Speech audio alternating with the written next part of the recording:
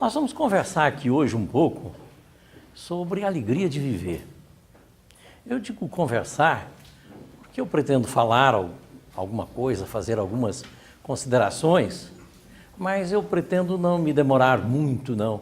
Eu pretendo que nós possamos ter espaço para uma troca de ideias, para que outros possam falar alguma coisa, para que possam eventualmente fazer perguntas e considerações. Alegria de viver. Eu penso que o tema é do maior interesse para cada um de nós. Se existir alguma fórmula, se existir alguma bula, se existir algum caminho, se existir algum indicativo, é muito importante que a gente conheça. Porque uma vida triste é uma vida triste, e uma vida feliz é outra coisa. Uma vida triste é uma vida amarga, que nenhum de nós quer.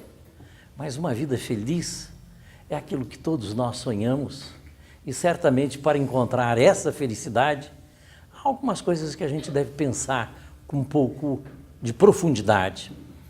Nós, às vezes, somos um pouco superficiais a respeito de determinadas coisas, e nós podemos verificar que a humanidade, inclusive até hoje, não é só no passado, vive com guerras desmedidas, descabidas.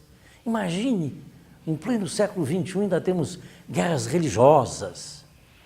E se formos olhar o passado, nós vamos perceber que essas guerras religiosas sempre estiveram presentes e sempre fizeram muito sofrimento, sempre trouxeram muita dor para toda a humanidade.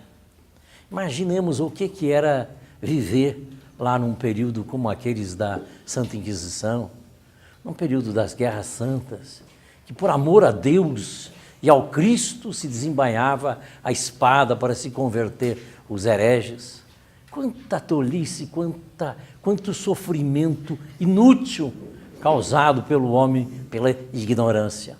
E no dia de hoje, eu não tenho a menor dúvida que nós poderíamos ter a paz mundial, a felicidade no planeta, a curtíssimo prazo, podemos dizer até já, se os homens mudassem um pouco os seus valores. Porque quando os valores são equivocados, nós temos realmente uma situação muito difícil para a humanidade. Os exemplos mais fáceis de nós verificarmos são aqueles que nós conhecemos muito. O valor de que a mulher é secundária, quer dizer, não sei se deve se chamar de valor, um desvalor, né? Uma falta de percepção desse absurdo de que a mulher possa ser considerada menor, menos competente, menos valiosa do que o homem. O valor de que a nossa religião, a minha religião, é a boa, é a perfeita, e a dos outros é a religião do demônio, do diabo, e que então só a minha religião é que salva e que eu devo converter os outros para a minha religião, coisa que ainda hoje vive com guerras religiosas, não só lá no Oriente Médio, na Irlanda, lá no norte da Inglaterra, ainda temos guerras religiosas, como também a guerra que tivemos recentemente da Bósnia, está ligada profundamente a aspectos religiosos. Mas o valor equivocado, totalmente equivocado, de que a nossa felicidade, a nossa alegria, ela deve ser construída em cima do ter, em cima do consumismo, em cima de quanto mais eu tiver, melhor, mais eu posso ser, entre aspas, feliz. Então vivemos numa sociedade consumista, uma sociedade dividida, uma sociedade com ricos, com pobres, uma sociedade com miséria humana, porque os valores humanos são valores equivocados.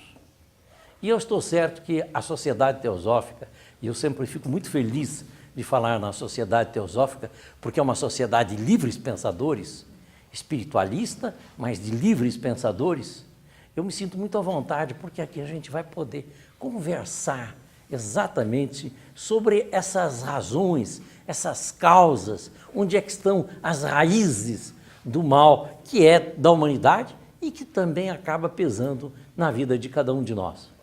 Devo dizer que eu acho que o tema é tão complexo, tão profundo e tão importante, que, na verdade, nós precisamos fazer um seminário sobre ele, talvez um longo seminário e não uma palestra. Mas vamos pintar aqui algumas ideias, vamos sinalizar alguns pontos sobre a questão. Eu diria inicialmente que a questão tem patamares diferentes para ser examinada.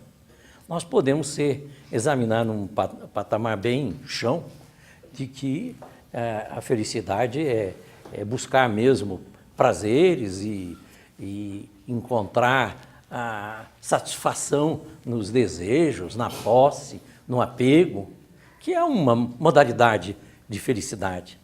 Mas é uma modalidade falsa, porque é extremamente transitória e sempre precisa ser renovada e sempre está sujeito a perder aquilo que se conquistou, seja de recurso, seja de poder, seja de tudo, de qualquer coisa, sempre está sujeito à perda. E aí então nós vamos encontrar o sofrimento.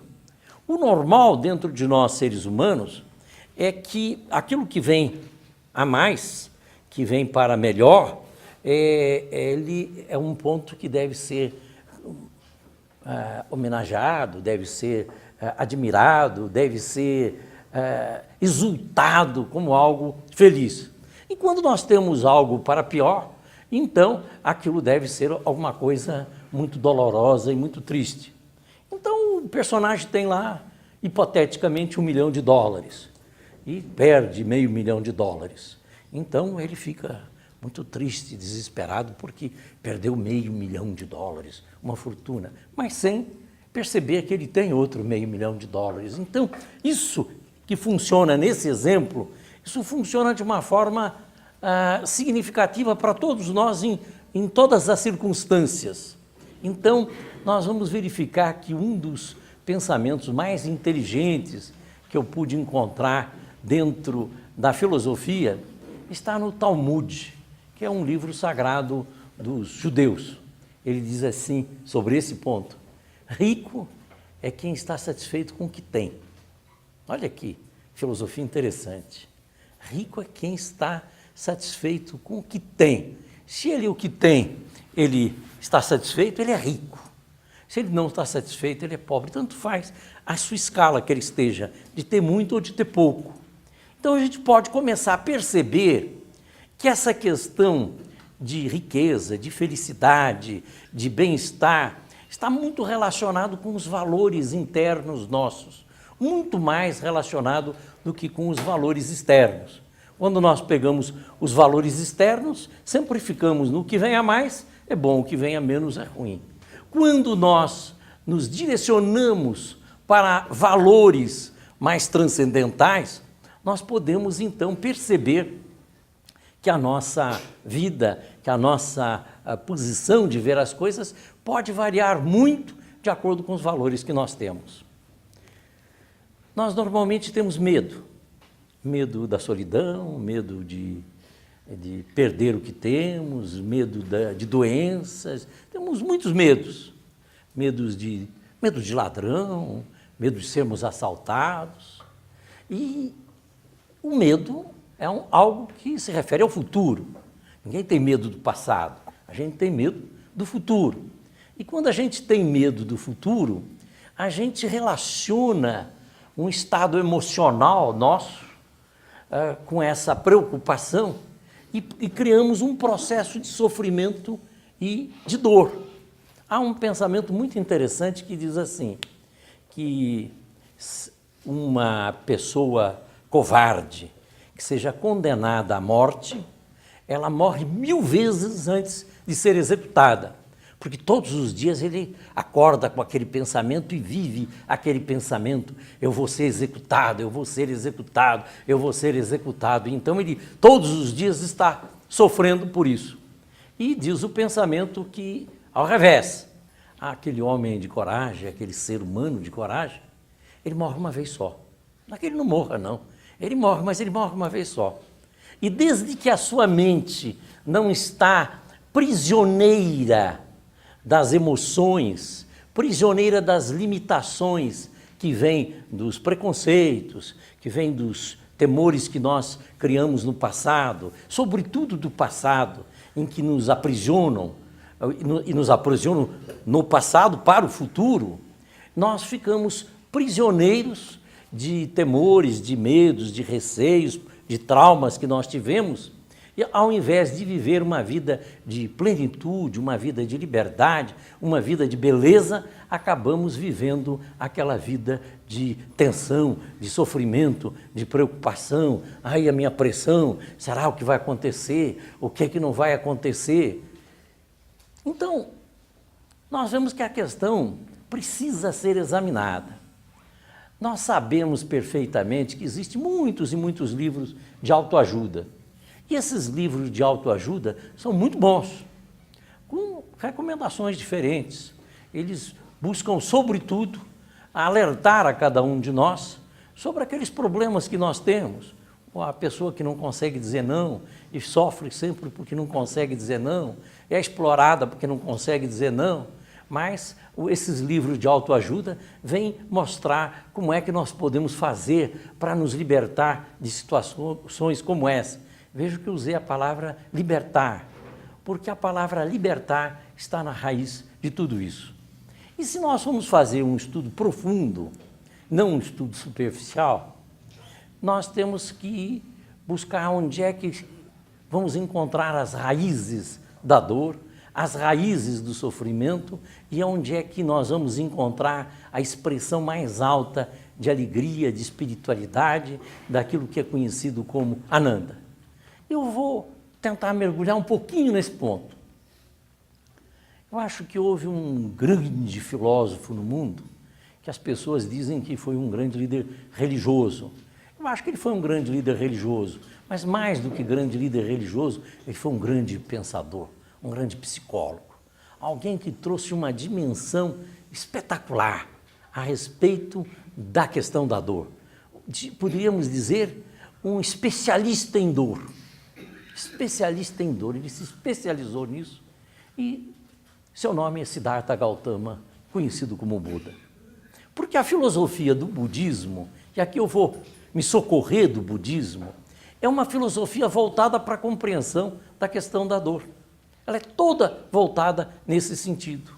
O que é a dor, a causa da dor, a possibilidade de se libertar da dor e qual o caminho para se libertar da dor.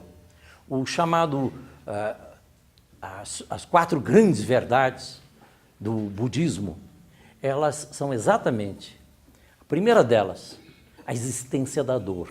Ou seja, nós que estamos preocupados em superar a dor, nós não podemos imaginar que nós simplesmente vamos fazer como um avestruz que esconde a sua cabeça na terra e não existe o problema, não existe a dor. Nós temos que reconhecer que no mundo da matéria, no mundo da manifestação, que nós estamos aqui manifestados fisicamente, emocionalmente, mentalmente, espiritualmente, este mundo é um mundo que existe a dor. A dor existe. Existe a dor física, existe a dor emocional, a dor mental e a dor até espiritual, na medida em que nós somos limitados, na medida em que nós somos prisioneiros de determinadas situações.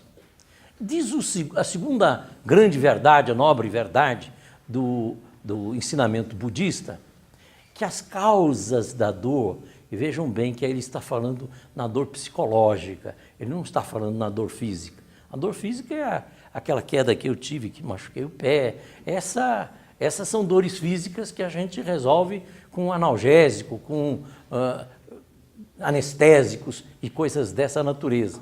Mas ele está falando na dor psicológica, e ele aponta como 2 causas, as principais causas para nós entendermos a dor: o desejo e o apego, que na verdade eles se casam, estão muito próximos, estão no mundo mental, no mundo das ideias, no mundo das emoções, estão no mundo das emoções, mas eles estão conjugados, mas eles têm uma relação profunda de desejo e de apego. Nós vamos falar um pouco disso, mas primeiro eu vou mencionar que a terceira nobre verdade do budismo é de que essas causas podem ser afastadas. É de que nós podemos vencer essas causas e eliminar a dor psicológica das nossas vidas, eliminando o desejo e o apego. E, finalmente, a quarta nobre verdade, que é o chamado óctuplo caminho, e nesse óctuplo caminho nós temos 8 itens diferentes, sendo que o primeiro deles é o mais importante de todos para essa análise, que é a reta visão, ou reta percepção, ou reta crença, ou reta doutrina. Nós precisamos entender realmente o que é o plano divino de evolução para que a gente possa enfrentar os problemas da vida com alegria e com felicidade. Então eu vou me apoiar nesse nobre filósofo, porque ele é profundo nessa questão, ele examina a questão com profundidade. Eu citei aquele exemplo do Talmud, que diz que rico é quem está feliz, satisfeito com o que tem. Muito bem. O que é estar satisfeito? É um processo emocional que ele está livre do desejo de ter mais. Ele está livre do desejo de ter mais. E se perder alguma coisa, ele está livre do apego daquilo que ele perdeu. Na medida em que ele se coloca numa posição de estar liberto, de querer mais, ele pode até trabalhar para ter mais, porque a vida é um processo de trabalho, de evolução, mas uma coisa é ele trabalhar e outra coisa é ele estar apegado aos resultados do seu trabalho. E aí, novamente, nós vamos ver um outro livro sagrado, que, aliás, um livrinho muito interessante, que é Luz no Caminho, que nos diz, mata a ambição, mas trabalha como os que são ambiciosos. Mata a ambição, mas trabalha como os que são ambiciosos. Então, nós vamos ver num primeiro ponto, que se nós tivermos a inteligência e a percepção de trabalhar como os ambiciosos, mas estarmos livres do resultado da ambição, isso também nós vamos encontrar lá no Brahmanismo, lá no Bhagavad Gita, que diz que a gente deve trabalhar sem buscar o resultado da ação. Nós podemos, pela inteligência, pelo discernimento, podemos, pela percepção, pela reta doutrina, como diz o Senhor Buda, nós podemos nos libertar do desejo e nos libertar do apego. Mas alguém poderá me dizer, e certamente dirá, mas sem desejo a vida não funciona. A gente tem que viver o mundo com desejo. Mas é como eu disse, a questão é extremamente sutil. Não é que nós não tenhamos o desejo de trabalhar, de fazer, de construir. Não é que nós fiquemos numa posição inerte. Não se trata da inércia, não se trata da omissão. Que, aliás, a omissão é pior do que a má ação. A má ação é melhor do que a omissão. Olha que coisa interessante, porque aquele que está atuando e comete erros, ele tem oportunidade, nos seus erros, de perceber que ele estava errado. Mas aquele que fica omisso, ele não tem oportunidade sequer de perceber que alguma ideia que ele tivesse estaria errada. Então nós vamos aí perceber como um dado importante de que essa postura é uma postura de se libertar do desejo do resultado, do desejo de que a minha ação produza determinado resultado.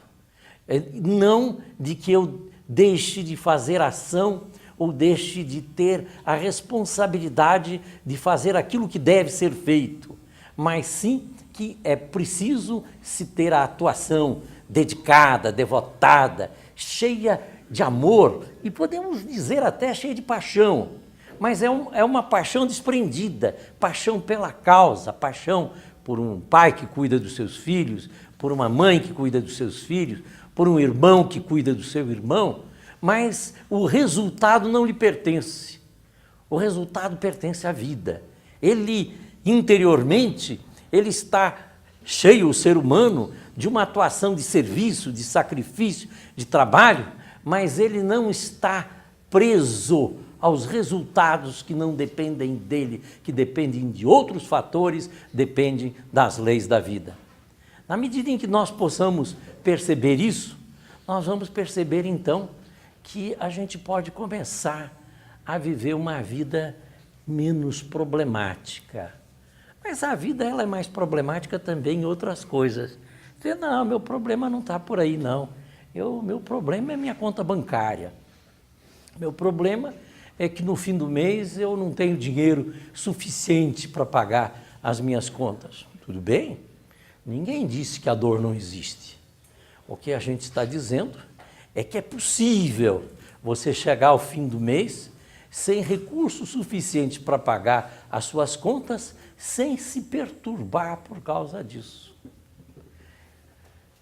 Eu aprendi uma frase há muitos anos com minha mãe, que para mim ela é quase básica dos nortes da minha vida. Ela me repetia isso muitas vezes, tantas vezes que é algo que eu sempre repito também.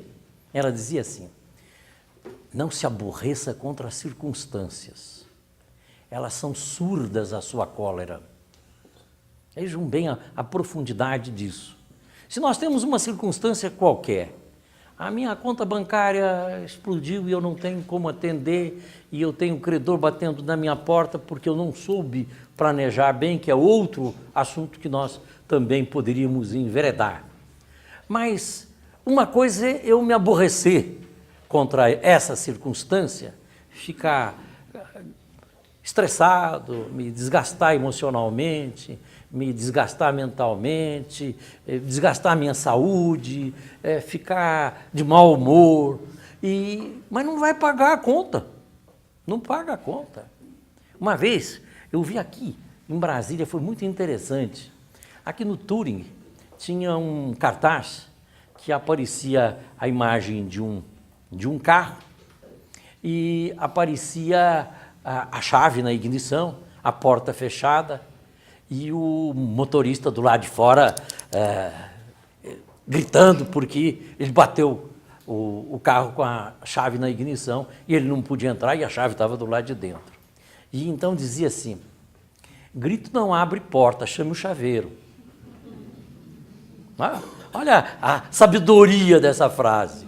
Grito não abre porta, chame o chaveiro. Então, é preciso que a gente adquira essa percepção de que aquela grande frase que todos nós conhecemos, de que, ó Senhor, permiti que eu possa ter força para mudar o que pode ser mudado, paciência para suportar o que não pode ser mudado, e sabedoria para distinguir uma situação da outra, ela é vital para a vida de cada um de nós.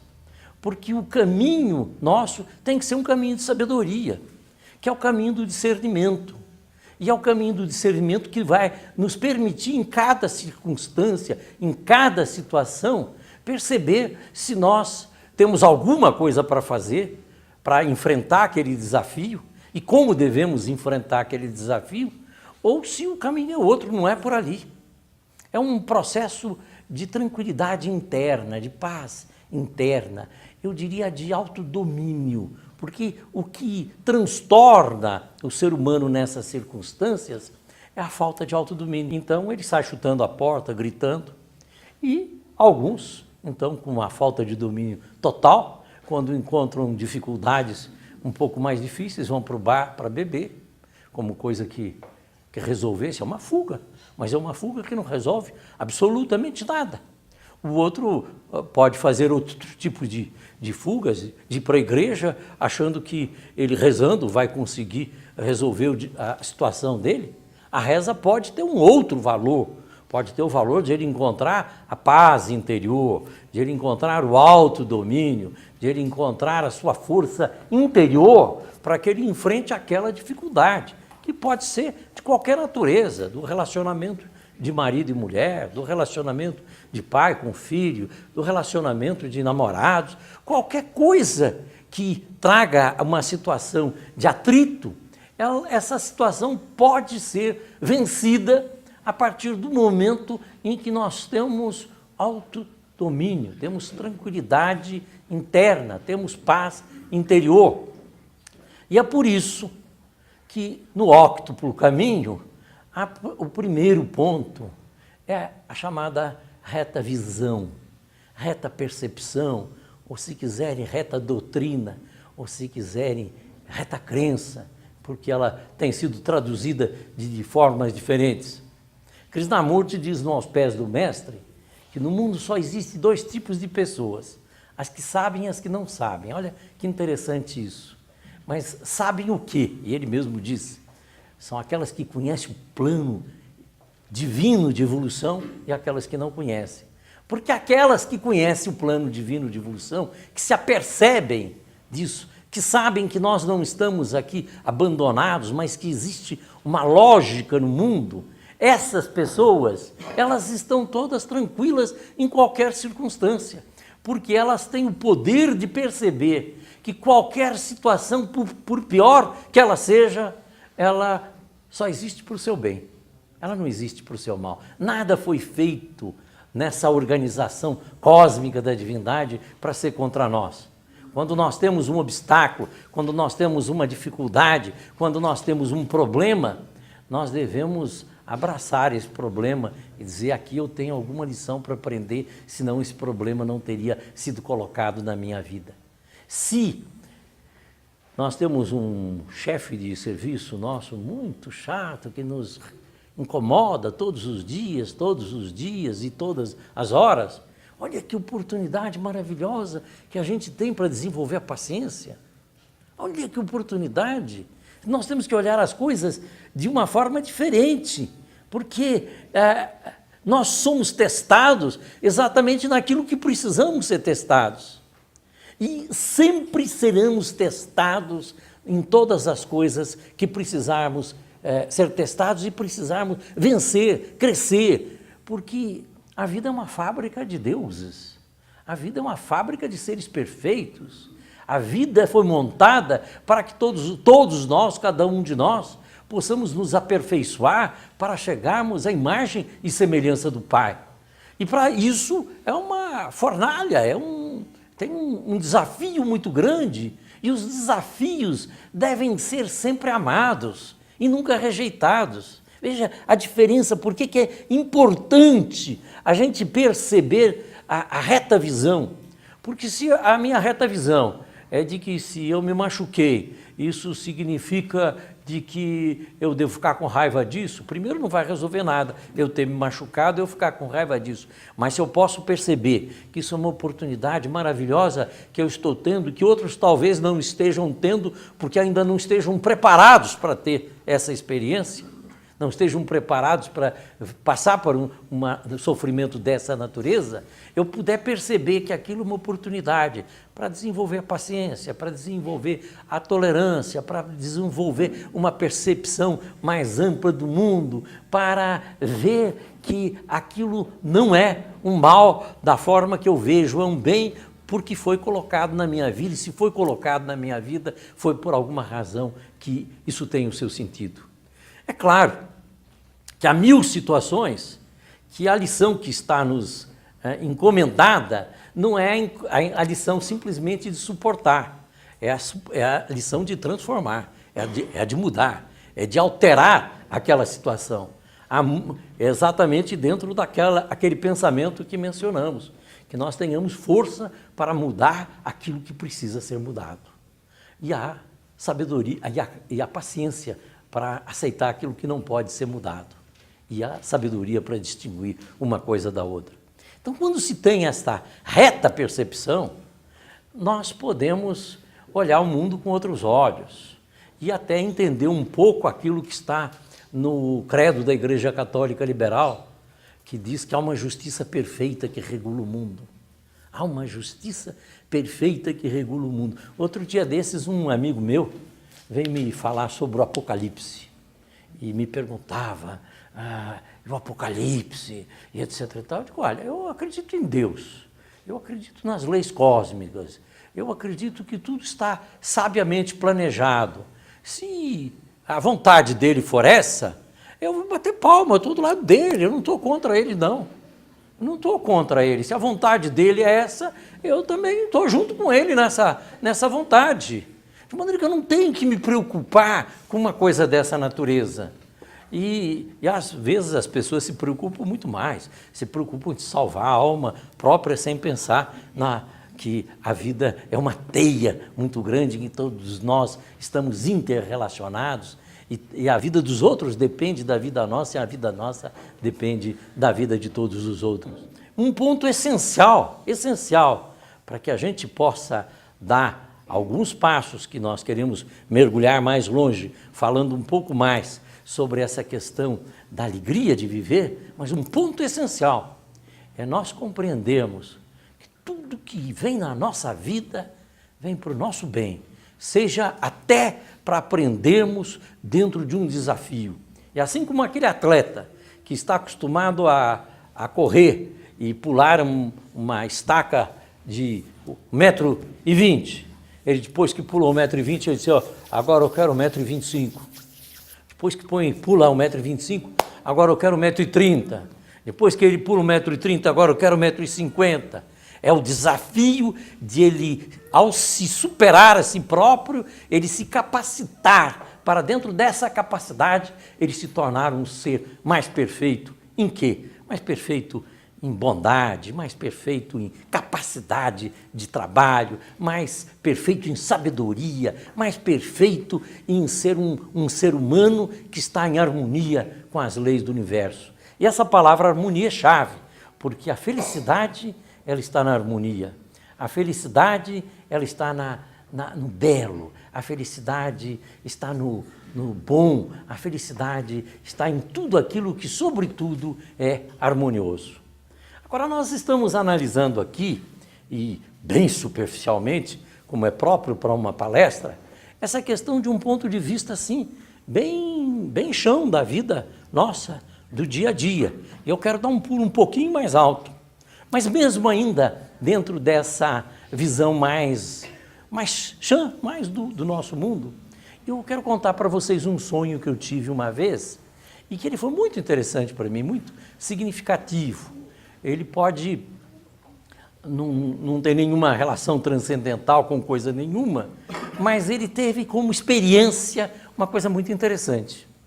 Eu sonhei há anos atrás, e olha que eu estou contando um sonho, mas é um sonho assim que marca a gente porque ele traz de alguma forma algum tipo de ensinamento. Eu sonhei que eu estava num pátio com vários outros homens, eu era um jovem, e íamos ser todos executados. E então eu estava dentro daquele pátio, sentado, não me movimentava e raciocinava sobre a morte.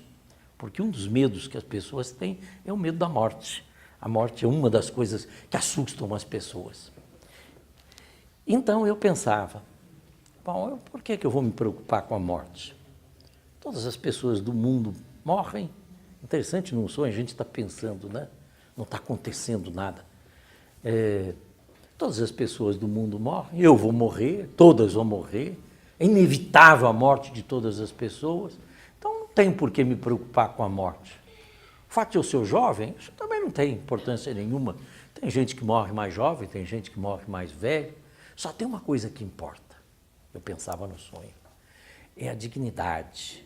Que a gente possa morrer de cabeça erguida, de que não está sendo executado porque fez alguma coisa deprimente, mas está sendo executado por pessoas que não entendem os seus valores.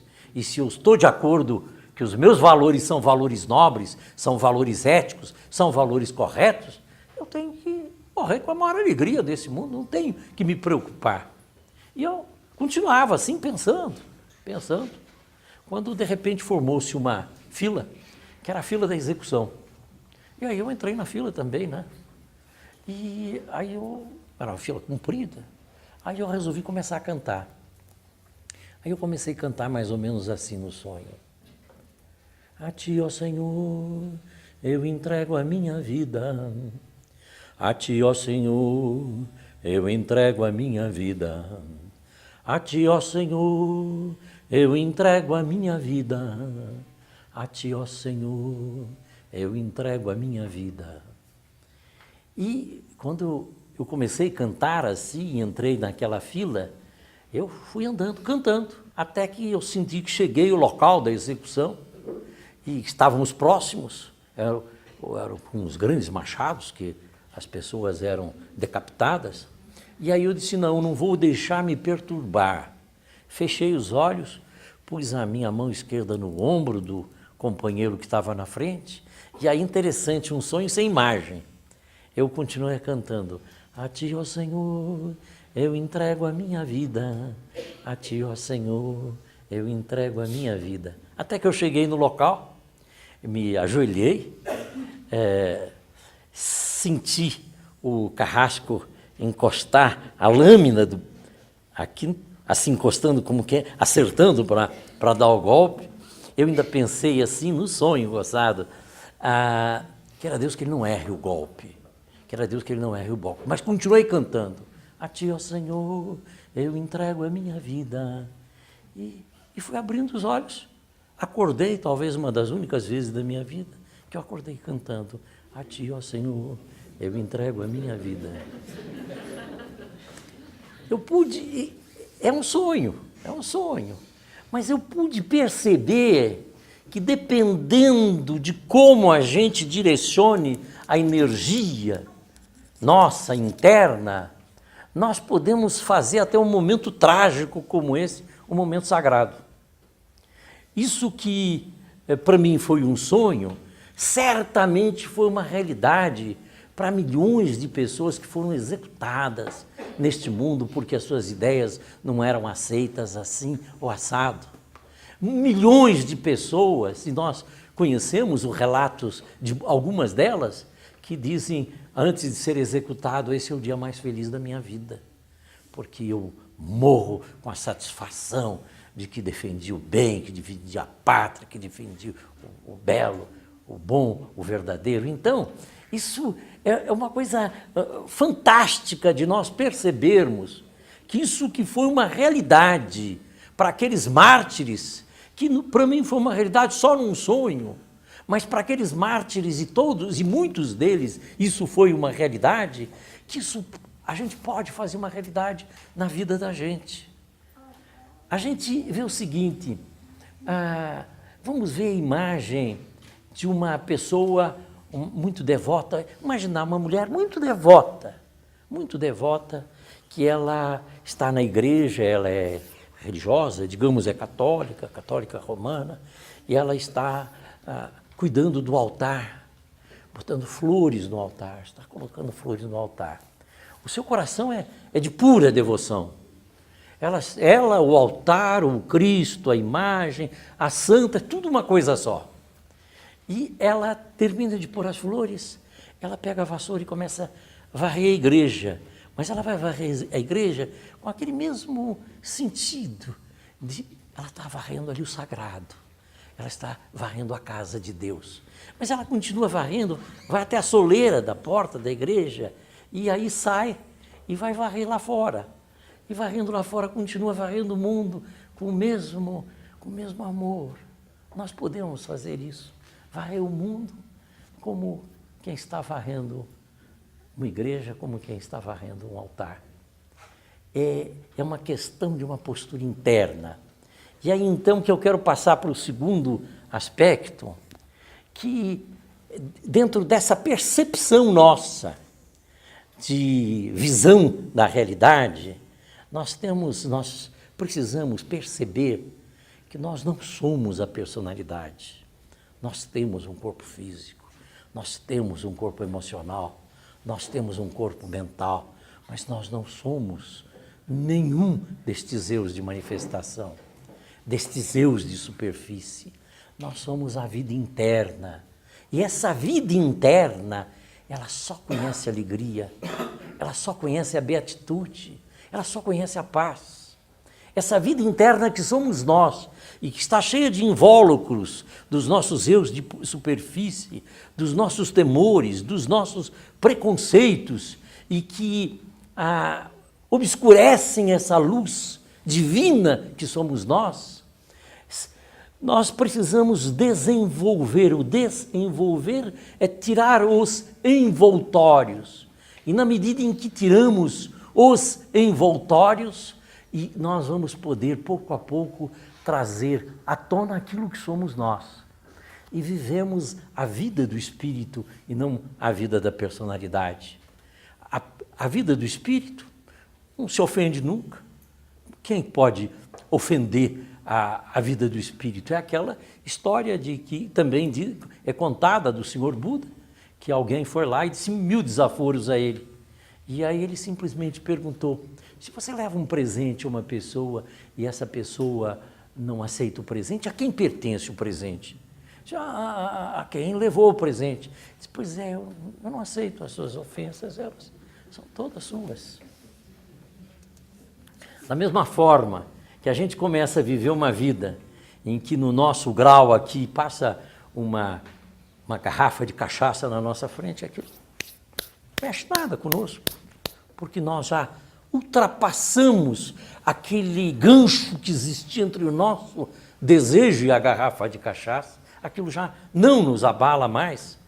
Nós temos que fazer isso em relação ao ódio, à raiva, à inveja, ao temor, ao medo. E para isso é muito importante que a gente possa estar pleno em cada instante.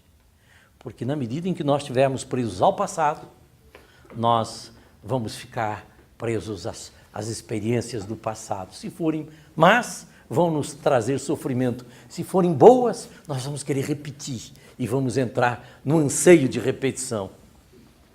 Como também não devemos ficar voltados com a vida para o futuro, porque quando ficamos voltados para o futuro, nós estamos naquele processo de desejo de alcançar isso, de alcançar aquilo.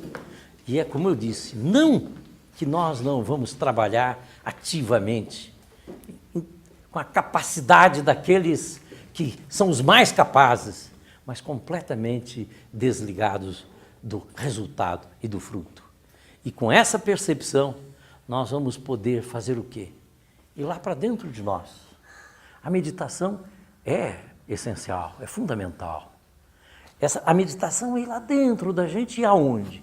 Na seiva, no nosso Deus interno, que eu uno com todos os deuses de todas as criaturas vivas.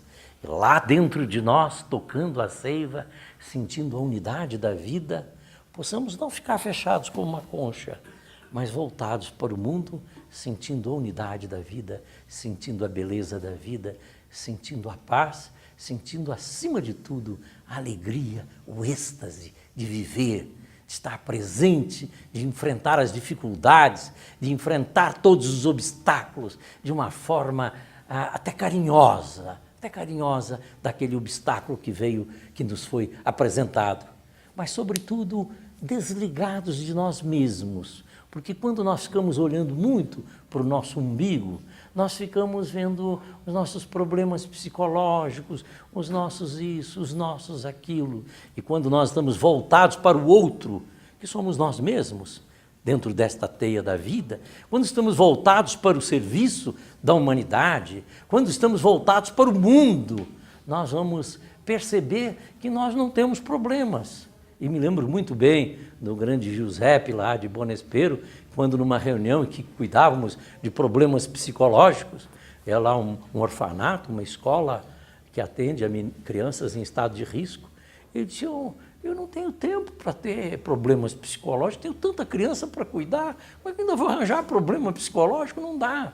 Quando a pessoa está voltada para o outro, para o bem coletivo, para o bem da humanidade, para o bem geral, ele não tem nada para se aborrecer. E então nós vamos poder perceber que é possível uma vida de plenitude. E a palavra plenitude é muito importante de ser compreendida, porque a gente confunde às vezes plenitude com perfeição. Aí eu só vou poder estar pleno quando eu for um Cristo, quando eu for um sábio. Não, não é nada disso. A plenitude é um estado atual, é estar harmonizado consigo próprio e com o mundo. Esse é que é o estado de plenitude. Quando nós vemos ali uma florzinha no jardim, ela está num estado evolutivo muito inferior ao nosso, mas ela está em plenitude. Ela está em perfeita harmonia com a natureza, em perfeita harmonia com a vida. E esse estado de plenitude que nós devemos buscar é exatamente esse estado de quem está compreendendo realmente o que é o plano divino de evolução, quem somos nós, que nós não somos o físico, não somos as emoções, não somos os pensamentos, não somos a cultura que temos, nós somos o eu espiritual, aquilo que é chamado o Jivatma, o ser divino, que é o ser divino que ele, assim como numa flor, tem que desabrochar, fazer-se presente no mundo da matéria, no mundo da manifestação. E esse mundo divino, esse mundo que é o nosso mundo, é da mais absoluta paz, da mais absoluta alegria, da mais absoluta felicidade, que às vezes a gente consegue em alguns instantes de meditação, mas nós precisamos transformar isso em algo permanente nas nossas vidas. Permanente como? Através de fazer com que a meditação seja apenas um ponto de apoio para que nós possamos viver em estado de permanente meditação. Como aquela senhora que, varrendo a igreja, estava em Deus. Varrendo a calçada na rua, fora da igreja, ela estava em Deus. Que nós possamos, conversando com os nossos amigos, com os nossos desafetos, aqueles que não gostam de nós possamos ver neles seres divinos como todos os outros e possamos estar harmonizados, porque é dentro desta harmonia, dessa paz, que reina a felicidade. A suprema alegria é a alegria de viver. É aqui que nós colhemos para depois nós digerirmos em outro espaço da vida, para que tudo isso possa se integrar dentro da nossa natureza e possamos cada dia mais nos tornar a imagem e semelhança do Pai.